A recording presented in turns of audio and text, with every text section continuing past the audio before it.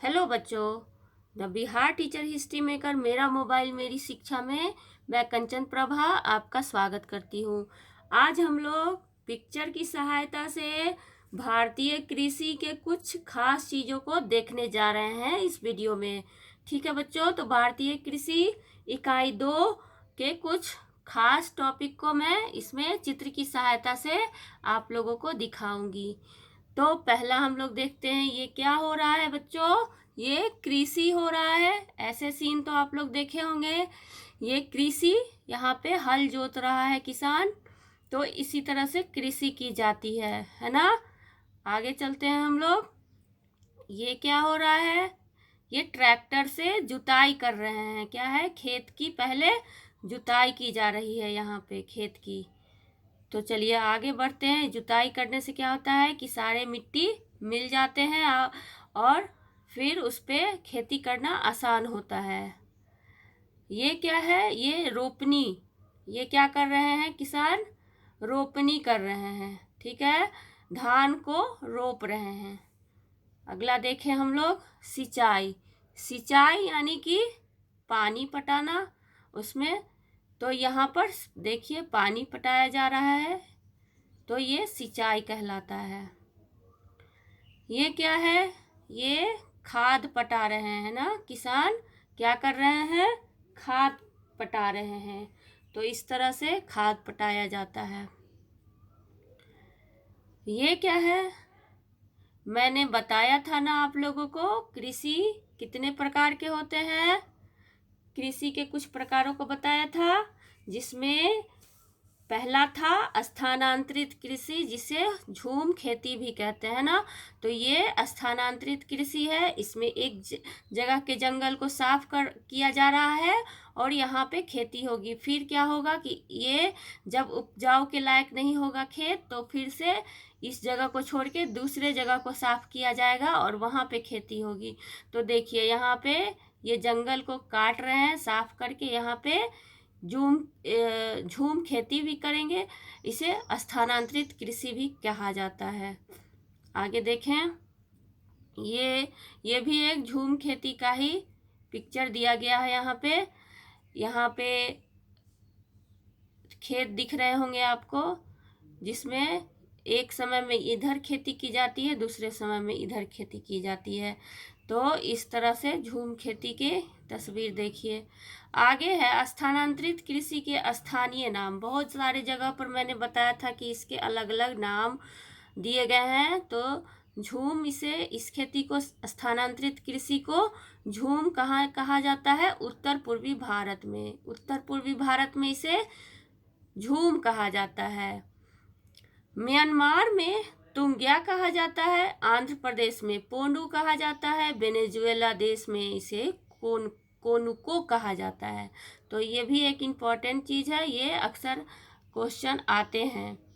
आगे देखें हम, ये दूसरा है कर्तन एवं दहन। कर्तन एवं दहन में मैंने आप लोगों को क्या कहा था, इसमें पारिवारिक श्रम का ज़्यादा उपयोग होता है और उपज भी अपेक्षाकृत कम प्राप्त होती है। इस तरह से जो कृषि की जाती है उसे कर्तन या दहन कृषि कहते हैं। देखिए यहाँ पर है, इस तरह की कृषि में चावल, मक्का इत्यादि आते हैं। ये क्या है, अगला था मैंने जो बताया था, गहन कृषि। गहन कृषि क्या होता है, श्रम, उर्वरक, उपकरण का भरपूर इसमें प्रयोग किया जाता है और एक वर्ष में एक ही खेत में अनेक फसल उगाई जाती है। इस देख रहे हैं यहाँ पे, एक ही खेत में अनेक फसलें उगाई जाती है, यही गहन कृषि कहलाती है। बिहार में इस प्रकार की खेती काफ़ी होती है। ये क्या है, वाणिज्यिकी कृषि। इसमें क्या होता है, आधुनिक कृषि उपकरण और बड़े पूंजी निवेश से जब बड़े पैमाने पर फसलों का उत्पादन किया जाता है और बिक्री किया जाता है, तो वाणिज्यिक कृषि कहलाता है। इसमें देख रहे हैं उपकरण सारे लगे हुए हैं। तो इस तरह से वाणिज्यिक कृषि होता है और इसको बड़े बाजार भी मिलते हैं।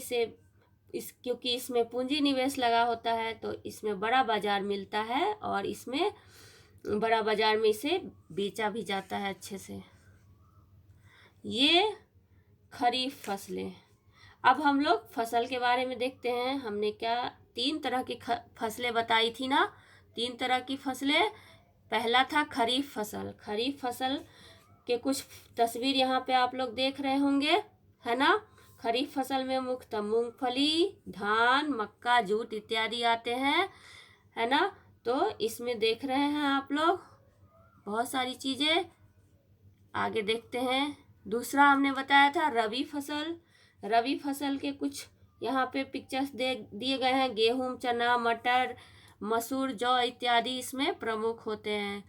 तो आप लोग रबी फसल देखिए। अगला है जायद। जायद फसल क्या होता है? इसमें खास के तरबूज, ककड़ी, खीरा इत्यादि होता है जायद फसल में। ये फसल कम समय में उपजाई जाती है ना, तो ये जायद फसल कहलाती है, जो रबी फसल और खरीफ फसल के बीच में हम लोग उपजाते हैं। ये क्या है? अब हम लोग देखते हैं खाद कुछ ऐसी फसलें जो उपयोगिता के आधार पर जिसे बांटा गया है। पहले तो मैंने बताया था खरीफ फसल, रबी फसल और जायद फसल, वो क्या था? वो ऋतुओं के आधार पे बांटा गया था, और मौसम के आधार पे। और ये है उपयोगिता के आधार पे 4 भागों में इसे बांटा गया है। पहला है खाद्य फसलें। तो खाद्य फसलों में देखिए आप लोग यहाँ पर दिख रहे हैं आपको, धान, गेहूं, चना, मूंग, मटर, अरहर, ज्वार, बाजरा, ये सब होता है क्या? खाद्य फसलों में आते हैं। अगला है रेशेदार फसल। मैंने बताया था रेशेदार फसल में क्या आते हैं? खासकर कपास और जूट और रेशम भी आते हैं। तो ये रेशेदार फसलों से कुछ चीज़ें बनी हुई है। यहाँ पे देख रहे हैं रस्सी बनती है कपास से, जूट से रस्सी बनती है, कपास से कपड़े बनते हैं। आगे देखें हम लोग, ये क्या है? पेय फसलें। ये इसमें से तीसरा था पेय फसलें, यानी कि पीने लायक। तो यहाँ देखिए ये कहवा है, इसकी खेती होती है। ये चाय है, यहाँ चाय है, ये भी पीने वाली होती है। ये असम में इसकी खेती होती है। ये क्या है? ये कॉफ़ी है, इसकी भी खेती की जाती है।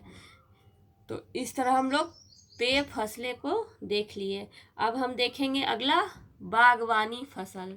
ये है बागवानी फसल। ये बगीचे में लगाया जाता है, जिसमें खासकर क्या होते हैं? सब्जी और फल और फूल इत्यादि, है ना। फल, सब्जी, फूल, ये सब इसमें लगाए जाते हैं। आम, लीची, केला, सब्जियों में हर तरह के सब्जी और फूलों में भी हर तरह के फूल, जो त्योहार में और विवाह के समय में बहुत इसकी मांग होती है। तो बागवानी फसल उसे कहते हैं। अगला देखें। अगला है ये व्यापारिक फसलें। ये 5वां है व्यापारिक फसलें। व्यापारिक फसलें कौन सी फसलें होती है?